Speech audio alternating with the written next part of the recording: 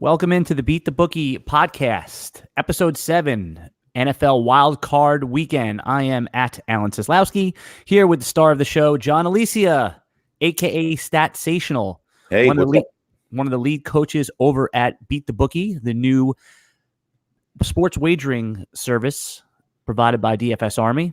Good morning, John. How are you? Good morning, man. Sorry I kind of stepped on your toes there. No, you're excited. You drank your coffee, and I am excited. This is one of my favorite half hours of the of our weekend. I get to talk to you about sports wagering. All the passionate sports wagering fans out there love this too. The feedback has been tremendous. I am fresh off my appearance on SiriusXM Radio talking about Beat the Bookie. And of course, there right away, as soon as I mention it, a lot of interest, a lot of emails, a lot of Twitter, but they don't want to hear me talk. They want to hear you talk about Wild Card Weekend. Tell us what you're working on so far. This is the 2019 season to go January 2020 Wild Card Weekend. Give me your first impressions and what you're working on over there.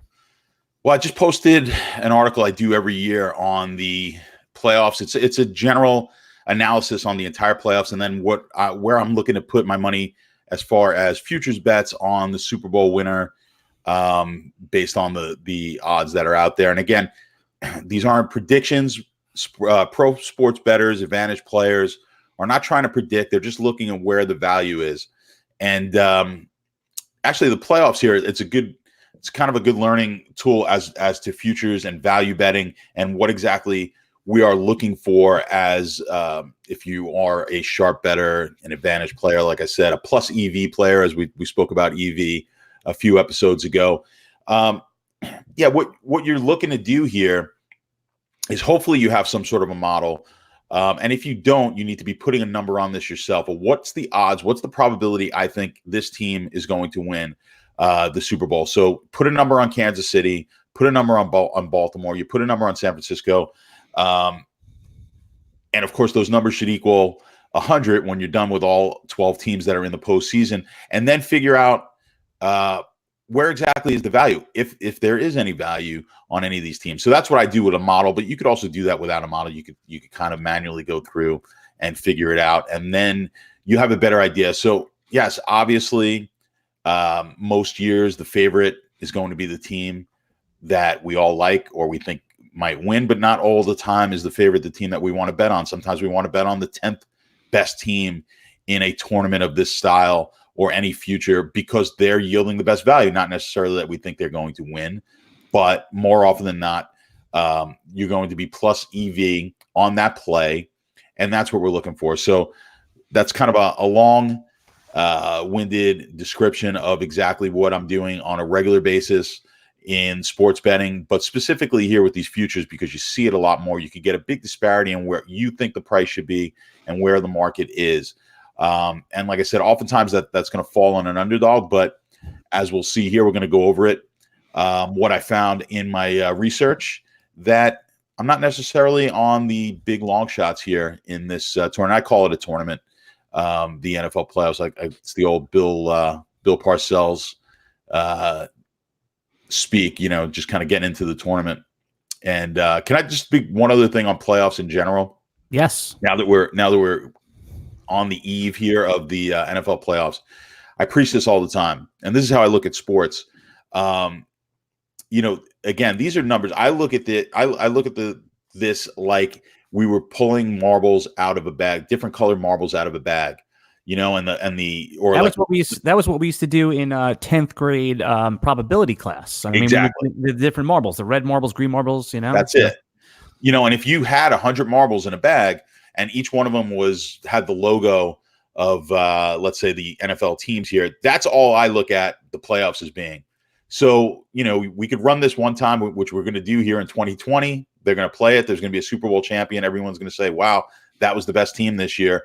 Not necessarily the case. We kind of know who the best team is, right? Baltimore was the best team this year, but the playoffs don't prove who the best team is. The playoffs just are for the fans to see all the teams play each other. But as we know, especially in a one-game situation, any team could really win.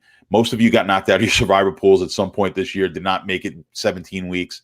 And you probably got knocked out on a team that was a 7 to 10 point favorite. So the best team doesn't always win. It certainly doesn't always win the Super Bowl. So it does, for me, it makes it a little less exciting when I look at it in terms of numbers and statistics, because I literally have a view of it as picking marbles out of a bag. But the playoffs are really for the fans, not necessarily to pick who the best team was that year. But let me ask you a question. Okay, so I liken back to the years where the Giants went on those epic runs. I mean, nobody gave the Giants a chance as a 6 seed who ended up beating the undefeated Patriots back. What was that? 11? Was that 2011? 2007 was the seven, right? The undefeated, and 11 was the next one. Yep. Right, but I mean, just to go on those epic runs, go into Dallas, into 13-3 Dallas and win, the Giants did, and then go into freezing cold Tom Coughlin's face turning purple Green Bay, and then go on these epic runs. Doesn't that? I mean, I know it doesn't mean they were the best team over that long sample. I mean, I'm putting in quotes long because it's always NFL is a short sample, but to have that epic run, weren't they the best team when the pressure was on? And again, agree, disagree, whatever but I'm just saying, as the playoffs, I agree with what you said from a mathematical perspective, but I just think there's something to it in the playoffs when everyone's watching. I mean, just think about when you play pickup basketball. You're playing as hard as you can, but when there's like a whole crowd of people watching, you kind of turn it on a little bit more. The pressure's on. I just feel like, does it say something about a team when the stakes are higher that they perform at a higher peak level? I think there's something to that. What actually happens in what's been shown in sports is players don't actually rise to the occasion. We've heard that in these pressure situations. Derek Jeter's a better, he's just better in the pressure. Tiger Woods is better in the pressure. That's actually not the case. What actually happens is most people regress or get a little bit worse in the pressure. And what happens with the greatest players is they maintain their level of excellence or close to it. So what it looks like is the elite players are actually playing better. These guys who we deem these great clutch players, all they're really doing is sticking to their numbers. If you go back and look at Derek Jeter, his numbers are identical in the postseason as they were in the regular season. Did nothing different. But he's had so many chances and so many opportunities. And he doesn't fall off. What he does is that he maintained whatever he did in the regular season, that it looks like, wow, he's so clutch. And that happens with a lot of these guys. What a buzzkill, John, isn't he? Everybody, I'm sorry, man. It's the same thing with Tom Brady, though. It's like Tom Brady is probably the best quarterback of all time. The 6 Super Bowls. But his level of play doesn't increase in the games as we seem to think. The same thing, I've heard the story with Eli Manning, how great he was in the clutch, and you talked about those runs that the Giants had. But quite frankly, if you look at Eli Manning's stats, very similar in the postseason as they were in his regular season career. And he was aided tremendously, especially in those Super Bowls, by a defense that held one of the greatest offenses of all time to well under, I forget what the total points was in that first Super Bowl. But it's funny you bring up the Giants, and we could go into the article that I wrote last night. What I was just going to say, and I'll let you get into it, is the main purpose of this podcast today is to talk about your article, which really breaks down the NFL playoffs from a probability and betting perspective. And what I'm going to do right now is I'm posting that article, which is free for anybody in the public feed to take a look. And John has a lot of proprietary VIP articles that are behind the paywall, but I'm going to post it right now in the chat. So if you're in the chat or watching this on the video after, feel free to go in there and copy and paste that article and take a look. And John, just get into the crux of it, break down the article, tell us, because I know you put a lot of blood, sweat, and tears into this thing. What are you working on here with this article? So I've been doing this for, I would say it's 7 or 8 years now. And I keep a running track of basically who has won the Super Bowl and some of the key statistics associated with those teams. And just looking for some trends that we could possibly take advantage of. I look at yard differential. It's very basic, but the NFL, you gain more yards than the other team, obviously score more points than the other team, gain more yards helps you score those points.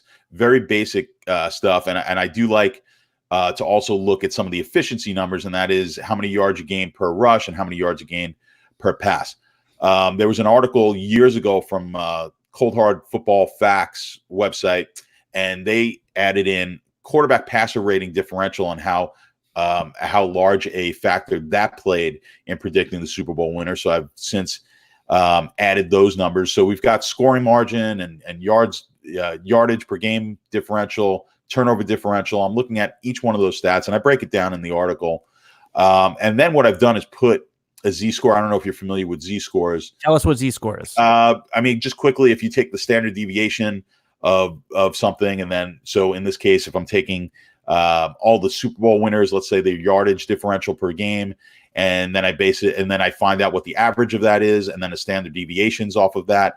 I look at each individual team. You see how many standard deviations away they are from the mean.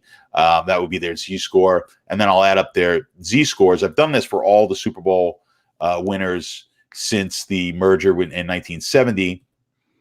And it gives you actually a decent picture of who the best Super Bowl winners were, or the best teams of all time, and who the worst teams are. And funny enough, the 2007 and 2011 Giants were by far the worst. The 2007 team was by far the worst team to ever win the Super Bowl, according to at least this metrics. And I think a lot of people would agree they probably were. So they actually scored a -13 number. And if you take it all the way to the best team, which would probably be a little controversial, or a lot controversial, but the 1991 Washington Redskins actually rated the top, and they were just over the Chicago Bears of 85. Wait, hold on a second. Did you just say over the 85 Bears? Yeah, this is all. I'm not saying they were a better team, but just based on these numbers, right? Because they were the better team. The 85 Bears. I mean, you talk about like gold standard, first face on Mount Rushmore. The 85 Bears defense is probably the best single unit, at least perception wise, ever from for people talking about sports. Yes.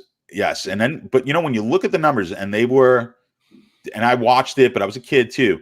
They were 7th in defensive yards per rush, and they were 2nd in defensive passing pass per play on passing plays. 2nd, so they weren't even first in either one of those categories on defense. Their offense was actually really efficient, 5th in rushing per play, and 6th in passing per play. So they were a pretty well-balanced team. So what made the Chicago Bears defense? I mean, was it that you basically were allowed to stab a receiver before 5 yards? I mean, what made them? Was it just an intangible toughness? Why are did it does not allow points, bend but not break? Why are the Chicago Bears held to that super high elite status?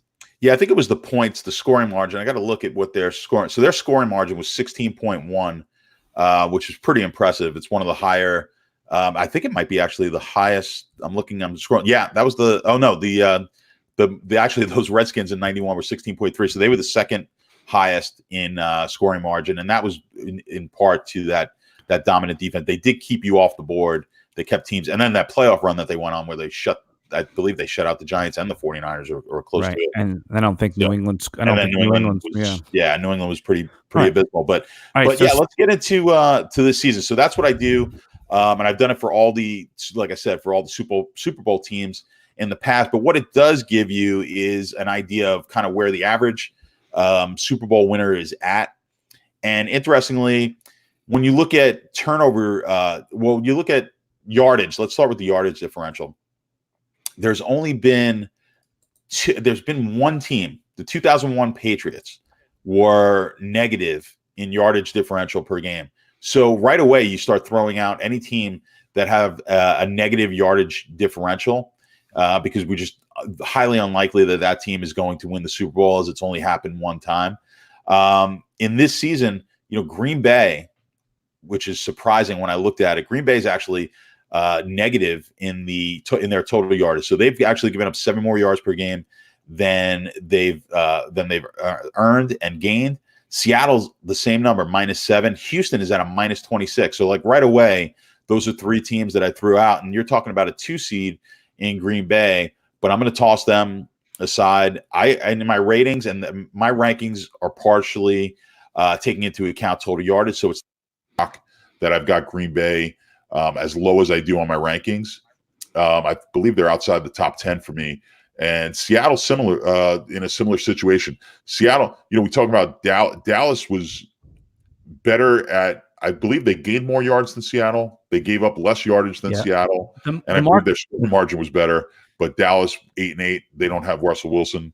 That's the market's very confused about Seattle. I mean, because there's a market perception with them, and then there's a reality with them. But they do have, who I think is one of the best 6 or 7 QBs of all time, Russell Wilson, who could just flick his wrist at the end of any game 3 times, and all of a sudden they're back in it. So I don't mean to stop you there, but I know what the people are. You're talking about so many interesting things, and we don't get the. And I feel like I represent the people because I'm a fan of you, John. I'm a fan of your article. Talk about what the heck is going on with Seattle from your article's perspective. Do the numbers match up with what you're seeing on the field, and do you like them as someone with a pulse in Philly? Yeah, I mean the game in Philly, obviously, they're a slight favorite in that game. Obviously. You have to. They have played better than Philadelphia. Here's the thing: Seattle is just not as good as people think. Even before the injuries that they suffered at the running back position, they're just not as good. Now they become very one-dimensional. Marshawn Lynch is not going to carry this team. Do not expect 100 yards. 20 carries and 100 yards. Just not going to happen. They don't have that kind of a back now. Now. Russell Wilson in his career, one of the great things about Russell Wilson is he's been able to, if the game calls for him to throw the ball 40 times, he's able to do that. If he needs to throw the ball 20 times, just be efficient and hand the ball off to one of the really good backs that they've had throughout the years. He's done that, and he really holds on to the ball well, doesn't turn the ball over all that often outside of one Super Bowl, which I won't put the blame on him for that one. But yeah, Seattle has historically, under Wilson, outperformed their numbers. So it makes me a little bit leery when I look at the numbers, and on that basis, I'm going to toss them out. But they are so far behind some of these other teams, and having to play this first week and having to do it on the road, they're going to have to pretty much, most likely, have to play every single game to get to the Super Bowl on the road. And we know how much better they are at home. I'm going to toss them out here. Just like I said, there's only been one team to have a negative yardage differential win the Super Bowl. That was the 2001 Patriots. So I'm going to say the odds are pretty good. We're not going to see that again happen. So I'm going to be tossing Seattle out. As much as I love Russell Wilson, that team is just not nearly as good as these other teams in this tournament. Right. I mean, it's hard. I like the Eagles in that game, and I know for people who want to see your analysis on that game, I urge you to come over to Beat the Bookie. You could see in the upper corner of the video stream. You are echoing a little bit, just so you know, John. But in the upper, just go to dfsarmy.com/beat-the-bookie. Sign up, use promo code BTB, get a 20% off for life. And John gives his full breakdown and analysis of every game. But John, just give us a little general for the people watching on the public feed here. Philly 8-8, right? 8-8. They finished 8-8. 9-7. 9-7, sorry, 9-7. Normally Carson Wentz without all his weapons. You don't like Seattle. Does that mean that you like Philly in this game somewhat? I mean, I know the line is basically a pick 'em, a 1.5 point line. It's not significant. I think there's a lot of people out there that are interested in Philly. It's certainly to win this game. I mean, I could certainly see Philly win the game. I don't. I'll be giving out the picks once I make them official here sometime this afternoon over at Beat the Bookie. I think there probably is going to be a little bit sharper money on the Philly side. I think the public probably likes Seattle a little bit more. But again, that's not necessarily, the public's not always wrong, and the sharp sides aren't always correct. But Philly on the whole, I mean, disappointing season. Really lucky here to get in the playoffs by Dallas just totally collapsing down the stretch. But you have to give Philly some credit also. They won all the games they needed to win here late to get themselves in. So they're playing decent football right now. I don't know how much confidence I have in that offense right now, as banged up as it is. Now, to win this game, absolutely.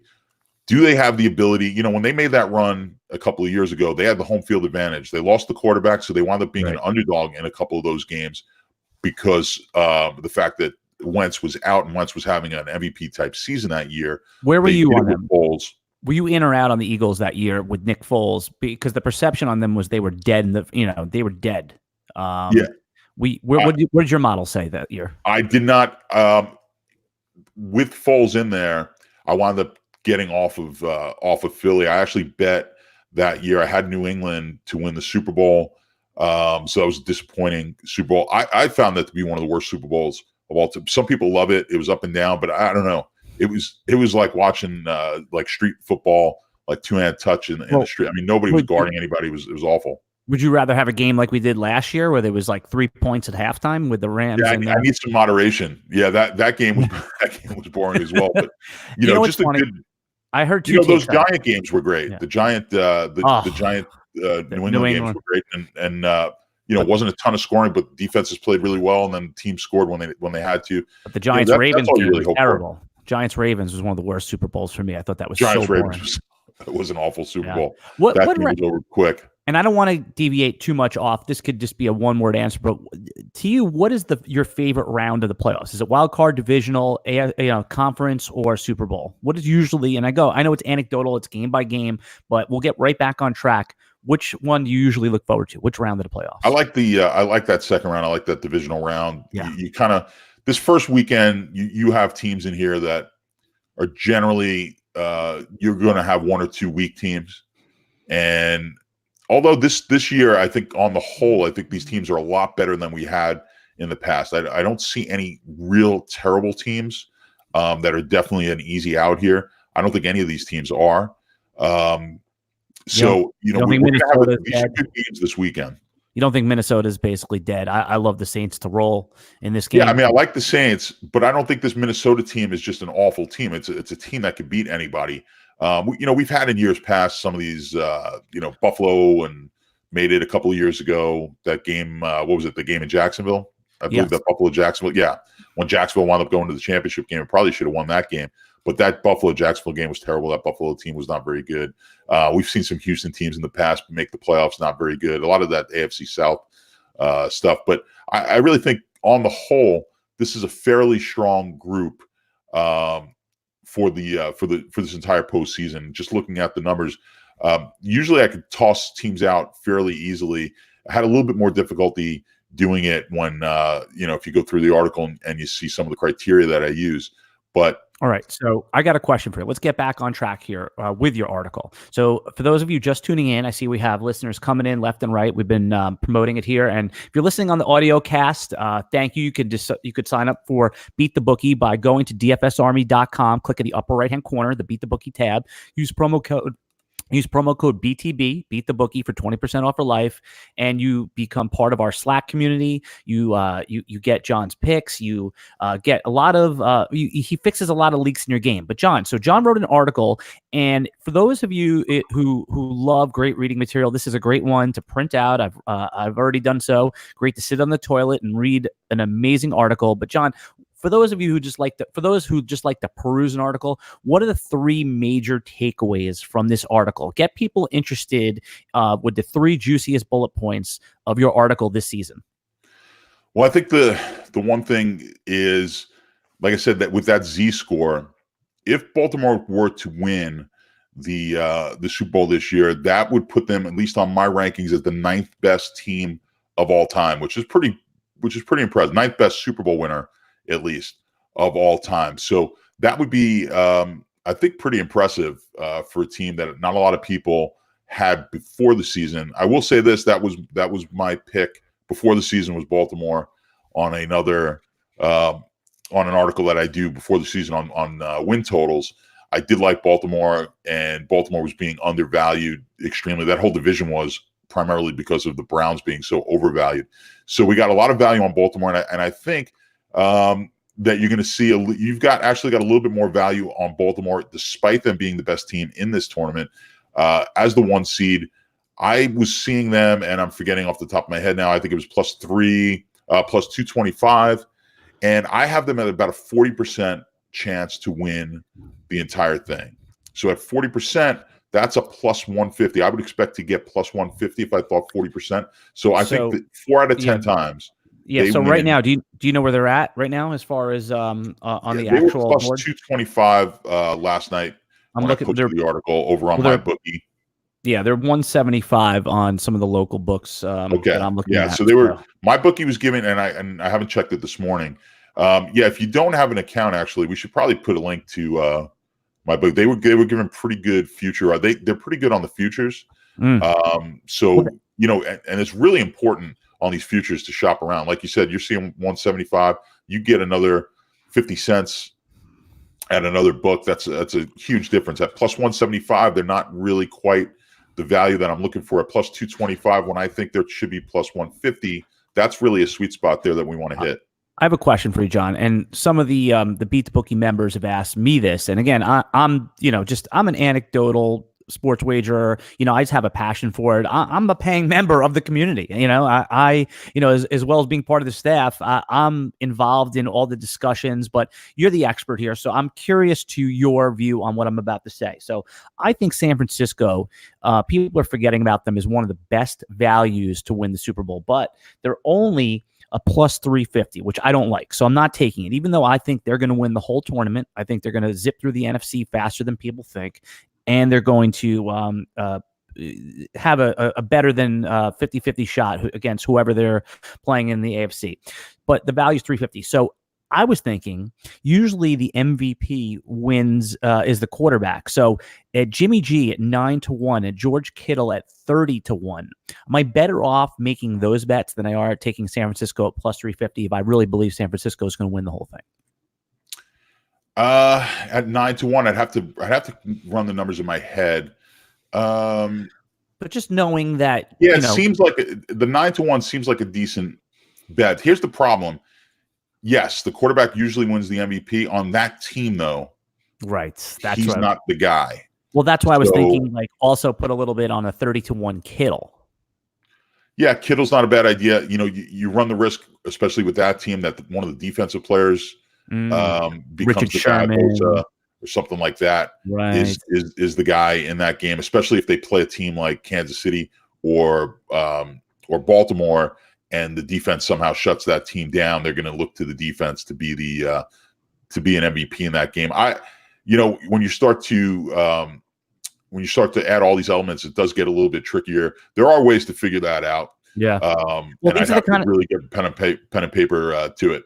And again, this is what you get when you come over to Beat the Bookie. If you're a member and you have a curious wagering mind like myself, and you can have direct contact with this man right here, with Statsational, John Alesia, and ask him questions like this, and he starts doing these computer algorithms in his head, steam starts coming out of his ears. All right, John, as we're getting close to the end here, you give us one or two more things about the article and that you spend so much time writing about and about the different values within the playoffs this year. Yeah, well, you mentioned San Francisco. I had them at plus 375 last night on my bookie. And when I say my bookie, it's not my bookie. That's the website, mybookie.ag. And again, I think we can probably post a link to that if anyone's interested. But they had it at plus 375. I see this as probably the number should be closer to plus 233, just based on my numbers. And what I do is I run the entire playoff and come up with a probability for each team to win the Super Bowl. So I saw San Francisco. Now, when I eyeballed it, I agree with you that the 375 kind of looked like a short price to me. It didn't look like a ton of value, even obviously 350 slightly worse than that. But then when I ran the numbers, San Francisco is a better team than I think a lot of people give them credit for, because they're not really flashy. They do it with the defense. As long as that defense is healthy, this team easily can get to the Super Bowl and win it. They played Baltimore extremely tough. That was a game that could have went either way. And I think that game really more than any proved to them that they can play with anyone in this league. Now, they've had a couple of bad losses, but quite frankly, every team does at some point in the year. So you kind of have to toss those out. Baltimore lost to Cleveland, I believe, earlier in the year as well. I mean, it happens, right? Who did Atlanta beat? They beat San Francisco. Right, that's what I'm saying. Like, and that Atlanta team's better than people think as well. Right, but still, I mean, San Francisco. Terrible loss. The thing I like about San Francisco is that they've had like 5 playoff games already. They've beat like these mega teams in these close games. They've already felt that pressure. They've gone on the road and done it. I think they are totally being overlooked, even though they're the betting favorite in the NFC. And I'm sure let's just say it was San Francisco and Baltimore in the play in the Super Bowl. San Francisco, it would be like a 2-point. It would be one of those things that's pretty close to pick 'em. I think they were. I think with my numbers, I have them as I would have Baltimore about a field goal favorite in that game. On a neutral site. Right. So and it's it's a game. Obviously, San Francisco can win. Right. And if it was a field goal, John, the money would come in quick on San Francisco and push it down to 2.5 so quickly. It's possible. Yeah, it's possible. And you know how it goes. And we talk about this a lot. It's how you look getting there. If San Francisco looks dominant getting there, that line's going to be a little shorter. If Baltimore is just crushing people on the way to that game and San Francisco squeak by, you'll get a higher line. But I think if they play that game right now, it's about a 3-point spread. And but the public just always overvalues what they had previously seen in previous weeks. And that's what's going on right now. I think we talked about earlier with New England and Tennessee. New England coming off of a terrible game, losing to Miami at home, 16, 17-point favorites with the chance to just win that game and get the bye. That was like playing a playoff game, having that bye in the first round and getting a home game in round 2 is a huge advantage. And Miami just comes in there, beats New England shockingly with Tom Brady. But if you look at New England on the whole, I was ready to dismiss them as well. I don't like the price on them, but I'm not going to be shocked here if they make a deep run. You still have Tom Brady. Yes, you asked me, I believe before the podcast, would you rather have Tom Brady or Tannehill? Tannehill's the better quarterback right now, as hard as it is to say that. You look at the quarterback or the passer rating, they were something like 88, like an 88 passer rating for New England, but their defense held the other team to a 62.8 passer rating. So they had a huge differential, and passer rating differential is a very important stat when you're looking at who potentially could win the Super Bowl. So they are one of the top teams. I believe they were number 1 or number 2 in passer rating differential coming in and into this tournament. So they're not a team, they can shut just about anyone down. I know Baltimore ran all over them, but if they get another crack at Baltimore, Belichick gets a look at the game film, I wouldn't be shocked. And who knows if, any cheating's going on as well. They have to get the spy cams out. What was that? They have to get the spy cams out, for this. Yeah. One. Well, you spoke about this, when we were talking about how badly New England beats their numbers. Or how well they beat their numbers. Basically, what I said was I heard on RotoWire show they had Rufus Peabody on, and he was talking about they actually gave him an assignment to see how much New England is beating their already expected high bar spread by, and it was 3 points, which is astronomical. And one of the logical conclusions that the host from RotoWire, Chris Liss, landed on was, it's it could be cheating because that is just unbelievable. A variance over expected, not variance, but a number over expected value already. Yeah, it seems fairly statistically improbable that they're able to do that. I've noticed it years ago. It's why I don't go against the Belichick Brady combo. I stopped doing it about 5 years ago, and it's helped increase my win rate because. I don't know if they're cheating or not, but whatever the reason is, I don't want to go against it. Right. So I want to end on a fun note here. So you talk about Belichick, Brady. Okay. So Brady's taken all these team friendly deals. He wanted a better deal after the Atlanta Super Bowl. They didn't give it to him. And in exchange for that, he's basically in his contract. He cannot be franchised next year. So he is free to go wherever he wants, free to explore the market. I guess the question for you is just make a prediction here. Will Tom Brady be a New England Patriot if they have an exit in the first 2 rounds this playoff season? I do not believe he will be back. Okay. And then where do you believe he will end up? Where's 1 or 2 destinations do you think that he could end up? Or do you think he's going to retire? I say he does not retire. I think he goes somewhere. And it's going to have to be somewhere where he thinks he can win, possibly Chicago. Okay, that's a possible option. That's a great guess or a great prediction. Mine would be Tampa Bay. He likes. I think the offensive weapons there are elite. So, and I think Bruce Arians and Tom Brady would be a good combo. And then here's my other question for you: is what do you think Belichick stays? or does he try to go get, prove that he is, doesn't need Brady again? I'm sure maybe he becomes the head coach of the Dallas or Giants, or, one more Super Bowl run with those teams would really be an FU to the Crafts, right? I mean, where do you think what happens with Belichick? That's a tougher question. They're both tough, but I think it's going to depend on what he thinks he has at quarterback. I think he's going to like his defense that he has here in New England. I wouldn't be shocked if he stays there and tries to prove a little something without Tom Brady. Yeah, and prove that how much a factor he was as opposed to Brady. That's a possibility. He's got to be a salty dog that they made him trade Jimmy G for a second-round pick. He's got to just be stewing over that. From what I heard was, even like when Jimmy G went on that 7-game run when they traded him, he was Bill Belichick would text Jimmy G and say, "Way to go, guy." That was his guy, man. When he drafted him, that was the guy he wanted to replace Tom Brady. All right, man. Well, we had some fun. John, just tell us a little bit about what's going on at Beat the Bookie and why people should, who like this content, should go sign up. Yeah, I mean, just kind of come on over to Beat the Bookie. We've got some models in the major sports, NHL, NBA, college football, college basketball, NFL models even that soccer. Are all up there posted. And so you can check out the models. You could also come into the Slack room, speak to me, Ryan, and better known as Fight On over there in the Slack, and Coach Anthony are giving out advice, their picks, strategies. All sorts of content there that's going to help you not only this weekend and today and tomorrow, but it's going to help you throughout all of your sports betting and gambling in general. It's going to help you with. So any risk-taking endeavors, we've got you covered over there. And here's my hope is that you'll not only win some money, but learn a little something in the process. Right. There you go. So don't think of this as like, hey, I'm going to pay my entry fee. And by the way, if you use code BTB, Beat the Bookie, BTB, you get 20% off for life. But don't just think I'm going to go over there, get the picks, and then I'm either going to make money or I'm going to, it's going to be a bad experience. No. If you are passionate about sports wagering, if you want to learn about the little edges in the game that listen, no one's 100% with their picks. Listen, if you are 60% with your picks, you are the best sports picker in the history of sports picking.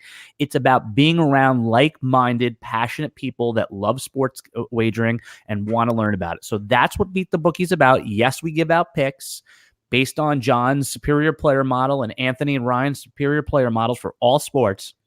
But it's about the experience of being around like-minded people. I urge you to go to dfsarmy.com, click in the upper right-hand corner, Beat the Bookie tab, sign up with code BTB.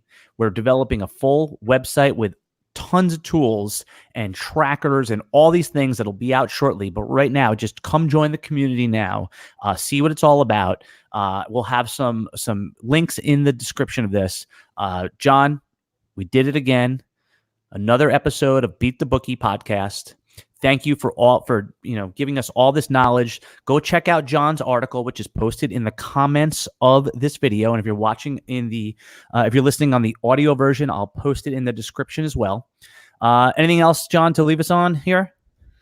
No, that's about it. Yeah, come check us out. I'll be posting the games for this weekend shortly, and we'll have some fun with these playoffs. Lastly, are you in any NFL fantasy playoff leagues? Do you do any of that type of stuff? I have done them in the past, and if I have the time today, I'm going to fill out a bunch of them. So yeah, I did a draft last night, 12-team draft. There's 2 copies of every player in the draft. So there's 2 Lamar Jacksons, 2 Pat Mahomes. So it's and I think like the optimal strategy and something like that type of draft is to stack teams and then just put your chips in. In the draft last night, it was total chaos. Everyone was just picking the best players all over. I was able to get a nice stack of Chiefs and Eagles. So those are going to be my 2 rooting interests in this league. So anyway, all right, everybody. For Statsational, a.k.a. John Alesia, the star of the show, I am at Alan Seslowski, co-host of Beat the Bookie, and we will be back shortly, maybe another week or so, for the next round, doing another episode of Beat the Bookie, and we'll see you next time.